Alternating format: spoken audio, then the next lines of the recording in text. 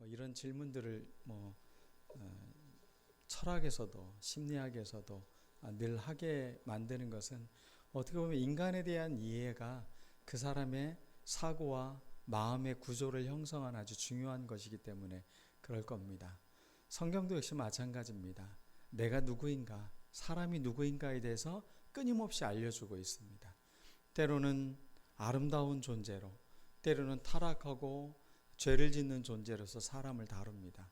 그런데 그 사람들이 하나님이 어떤 방향으로 이끌어가기를 원하고 계신지에 대한 이야기들이 성경에 나와 있는 것이죠. 그래서 하나님께서 처음 사람을 창조하실 때 그 사람의 모습은 어떤 모습인지, 그리고 어떤 기대감을 갖고 하나님이 사람을 창조하셨을까? 한번 우리가 오늘 말씀을 통해서 같이 한번 생각해 보았으면 좋겠습니다. 헌신 예배, 헌신한다는 게 뭘까요?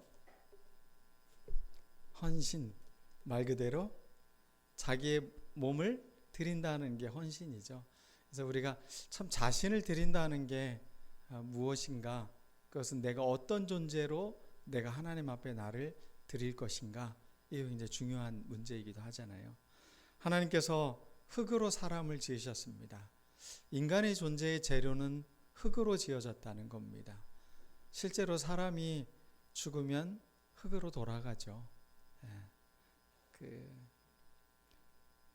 사람들이 돌아가시면 장례식장에서 이제 화장을 요즘은 대부분 하잖아요. 근데 그렇게 큰 몸임에도 불구하고 그런 분들이 화장을 하고 나면 이 한 줌의 흙밖에 남지 않는 걸 보면 인생이 참, 사람이 저 흙의 존재로 만들어졌는데 그게 전부일까라는 질문이 들지 않습니까? 과연 그냥 몸으로 지어진 육체 덩어리라면 사람이 무엇일까? 그러면 동물들과 크게 다를 바가 없는 거죠. 근데 하나님께서는 그 흙으로 지음받은 존재에 하나님의 생기를, 호흡을 불어넣어 주셨다라고 말하고 있습니다. 그래서 사람은 비로소 살아있는 존재가 되었다는 겁니다. 생명이 되었다. 그러니까 인간이 살아있다는 건 그냥 몸에 그냥 숨을 쉬고 있는 것으로 뿐만이 아니라 하나님의 호흡이 우리의 삶 가운데 들어오는 것을 경험하는 게 진짜 살아있는 것이라고 오늘 성경은 우리에게 이야기하고 있는 것입니다. 호흡을 같이 한다라는 말이 우리 보통 하잖아요. 호흡을 같이 한다는 게 뭡니까? 같이 팀을 이뤄서 같이 잘 맞춰가는 것을 호흡을 맞춰간다라고 이야기합니다. 하나님께서 우리의 삶을 그냥 좋은 장소에 만들어 놓고 잘 살아봐 라고 우리를 내동댕이 친 존재가 아니라 우리와 함께 호흡을 맞춰가는 존재로 하나님께서 우리를 창조하셨다는 겁니다. 그러니 귀한 존재입니다. 그리고 사람 안에는 하나님의 성령, 호흡이 반드시 들어있어야 된다는 것. 우리 안에 영혼이 있는 것, 그것은 하나님의 호흡을 만날 수 있는 좋은 우리의 존재의 창구이기 때문에 그렇습니다. 에덴 동산이라고 하잖아요. 에덴이라는 말이 히브리어로는 기쁨, 즐거움, 풍요 이런 뜻입니다. 근데 고대 근동 사회에서도 이 에덴이라는 예를 들면 아카드어나 수메르어나 이런 것도 비슷한 의미를 갖고 있는데 아카드어나 수메르에서는 이 에덴이라는 말이 풀밭이라는 뜻입니다. 풀밭이 많다는 건 풍요로움을 상징하는 것이죠. 그리고 안락함을 상징하는 것이고 전혀 다르지 않은 의미로 같은 그 어족을 쓰고 있는 나라들이기 때문에 그 언어의 어원도 비슷한 것임을 알 수 있습니다. 하나님께서 에덴을 창조하신 그곳에 사람을 거기에 두셨습니다. 에덴, 그곳은 하나님이 우리에게 주는 풀밭과 같은 아주 안락하고 우리에게 기쁨을 주는 그런 공간이라는 겁니다. 여러분 삶은 어떻습니까? 나는 진짜 이 에덴에서 살고 있습니까? 푸른 초장과 같고 안락하고 기쁨이 있고 뭔가 막 망가지고 괴롭고 고통이고 이런 삶을 살고 계십니까? 하나님이 인간에게 본래 계획했던 처음에 그것은 에덴이라는 아름다운 곳이었습니다. 그곳에서 우리는 기뻐하며 또 안락하며 풍요롭게 살아가는 존재로 우리를 창조했다는 것이죠. 어떤 분이 그런 이야기를 하더라고요. 인간이 살아가는 삶에 나눔이 철저히 잘 되어진다면 인간은 굉장히 풍요로운 삶을 살아갈 수 있다고. 근데 그 나눔이 온전히 이루어지지 않기 때문에 인간의 삶이 어떤 사람은 정말 죽을 듯이 어렵고 어떤 사람은 너무 풍요로워서 죽고 이런 삶이 되어지는 것이죠. 에덴이라는 곳이 어떤 곳인가를 성경은 우리에게 잘 이야기하고 있습니다. 오늘 주보 1면에 보면 우리 인간의 존재의 근원인 흙에 대한 시를 이현주 목사님이 쓴 시가 있습니다. 너는 흙이니 흙으로 살아라. 죽어서 흙 될 일 생각 말고 살아서 너는 흙으로 살아라. 온갖 썩는 것, 더러운 것 말없이 품열고 받아들여 오래 견디는 참사랑 모든 것 사귀는 세월에 묻었다가 온갖 좋은 것, 살아있는 것 여린 싹으로 토해내어 마침내 열매 맺히도록 다시 말없이 버텨주는 흙으로 살아라. 너는 흙이니 오 거룩한 흙으로 살아라. 하나님께서 창조한 흙의 존재인 우리가 어떠한 존재로 살아가야 되는지 참 아름답게 시를 써놓았습니다. 온갖 썩는 것, 더러운 것 말없이 품열고 받아들이는 사랑. 흙은 사랑입니다. 흙은 생명을 키워주는 것입니다. 흙이 만약에 생명을 키워내지 못한다면 흙은 정말로 메마르고 사막과 같은 곳이 되는 거죠. 그러나 좋은 흙은 생명을 살아나게 만들어요. 아무리 부패한 거 다 갖다 놔도 그것들이 어떻게 됩니까? 거름이 되고 양분이 돼서 새로운 생명이 잘 자랄 수 있도록 만드는 거죠. 예전에 교회 뒤편에 이제 조그마한 밭이 있었어요. 밭이라고 한 평도 안 되는 반평밖에 안 되는 그런 밭이 있었는데 아내가 겨울에 음식 먹고 나면 그거를 거기다 이렇게 묻으라고 해요. 땅에다가. 그러면 열심히 삽질을 해서 거기다 묻어놓고 하면 그게 봄이 되고 하면 이제 거름이 되는 거죠. 그래서 그걸 직접적으로 주면 안 되니까 그걸 옆에다가 이제 거름을 이렇게 부어주면 식물들이 잘 자라는 걸 볼 수 있습니다. 흙은 참 놀라운 것 같아요. 그 썩은 음식을 거기다 넣는데 냄새도 나지 않고 그걸 잘 발효시켜 가지고 그것이 생명을 잉태하고 또 생명을 잘 자라게 만드는데 아주 놀라운 재료가 되는 걸 보면 흙이라는 건 참 놀라운 것이구나. 저는 사람도 역시 마찬가지인 것 같아요. 자기 욕심 부리고 메마르고 거칠게 살아가면 사람들이 그곳에 살 수가 없어요. 그렇지만 그것을 품열고 받아들여주고 거름도 물도 잘 수용을 하면 그 흙이 생명을 잘 자라게 만드는 원천이 되는 것임을 우리가 볼 수가 있습니다.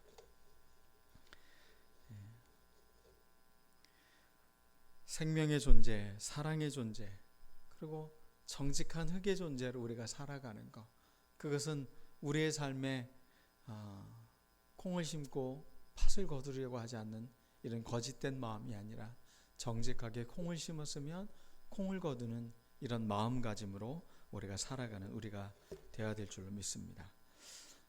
오늘 말씀에는 있지 않지만 그 밑에 있는 15절 말씀에 보면 2장 15절에 하나님께서 사람을 창조하시고 사람들을 이끌어 에덴 동산에 두시고 그것을 경작하게 했다라는 표현이 있습니다. 그리고 지키게 하셨다. 경작하고 지키게 한다. 가끔 일하는 게 힘들고 그러면 아담이 죄를 져가지고 우리가 이렇게 고생하고 노동하며 산다 이런 얘기를 하잖아요. 근데 에덴 동산에서도 무엇을 했다고요? 경작하고 지켰어요. 그것은 하나님께서 우리의 삶에 두신 노동의 신성함에 대해서 이야기하고 있는 겁니다. 여러분 일하는 건 저주가 아닙니다. 여러분 일하는 건 아주 창조의 좋은 섭리를 우리의 삶 가운데 살아가는 것임을 여러분들이 놓치지 않았으면 좋겠습니다. 열심히 일한 당신 수고하셨습니다. 네. 그래서 여러분들이 하나님의 창조에도 이 경작하며 지키게 했던 거, 이게 우리가 해야 할 일이구나. 그 다음에는 하나님의 호흡을 가진 자로서 하나님께서 우리에게 생기를 불어넣어 주신 것. 여러분, 인간의 삶이 단지 흙의 존재로만 살아간다면 썩고 부패되는 존재입니다. 그러나 하나님의 호흡이 담겨 있는 존재는 영원한 생명입니다. 하나님은 영원하신 분이시기 때문에 그분의 호흡을 우리 안에 담아내고 있으면 우리의 삶도 우리의 영혼도 영원히 하나님과 함께하는 삶을 살아갈 수 있는 것입니다.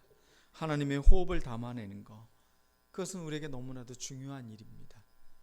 매일매일 기도할 때마다 깊이 심호흡하며 하나님을 깊이 내 삶 가운데 들여 마시듯이, 또 그분이 나의 부모가 돼서 나를 돌봐주시고 나를 사랑으로 이끌어 주시는 것을 믿고 그분께 내 자신을 맡기면서 살아가는 삶, 그게 바로 하나님의 호흡을 간직한 자의 삶일 것입니다.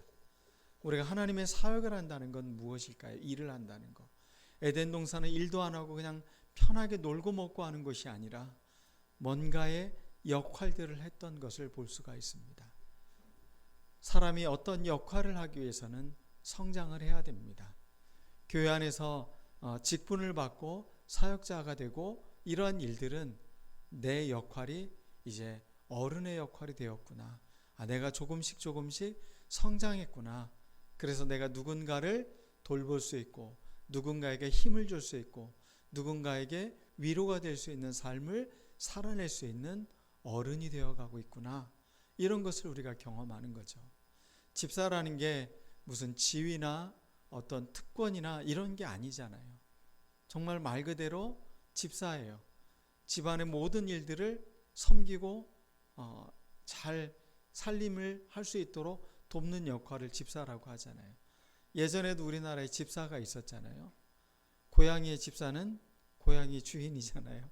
그런 것처럼 잘 성장하고 이끌어갈 수 있도록 돕는 역할을 하는 것, 그게 바로 집사의 역할이라는 것. 여러분들은 이것이 단지 나에게 부담감이 아니라 내가 정말 멋진 어른이 되어가고 있구나. 신앙적 장성한 어른으로서 내가 삶을 살아가는 존재가 되었구나. 이런 여러분들의 그런 뿌듯한 마음이 여러분 안에 가득 차기를 원합니다. 그래서 이게 부담이 아니라 행복감이고 내가 즐거움이 되고 내가 풍요로운 삶이 될 수 있는 그런 에덴과 같은 토대가 되는 우리들 모두가 되었으면 좋겠습니다. 오늘 찬양을 불러주신 우리 집사님들, 여러분들은 에덴과 같은 분입니다. 에덴은 어떤 곳이라고 했죠? 즐거움이 있고 푸른 초장처럼 보듬어주고 풍요롭게 해주는 공간. 그래서 우리 집사님을 만나면 내 삶이 더 풍요로워지는 것 같아. 내가 편안해져. 내가 푸른 잔디밭에 앉아서 이렇게 쉬고 있는 것 같아. 어떤 존재가 그런 느낌을 갖는다는 건 참 위대한 고백이 될 거라 생각을 합니다. 우리의 삶이 그러한 삶으로 살아가는 것은 나에게 복인 거죠. 하나님께서 우리에게 복을 주셨기 때문에 우리는 이러한 삶을 살아갈 수 있는 것입니다. 사람은 무엇인가? 바로 이러한 존재로 우리를 창조했습니다. 그런데 놀랍고 안타까운 일은 사람이 죄인이 되었다는 겁니다. 하나님과 호흡하고 하나님과 함께 해야 될 그 자리를 사람이 이탈하기 시작해요. 하나님으로부터 자꾸 숨기 시작을 해요. 그게 죄의 특징입니다. 하나님과 가까이 하지 못하도록 만드는 것이 죄의 특징입니다. 그럼 우리는 어떻게 해야 됩니까? 어떻게 해야 우리가 이 인간의 한계를, 이 죄로부터 우리의 삶을 극복할 수 있는 것입니까? 이것에 대해서 다음 주에 말씀드리겠습니다. 기도하겠습니다.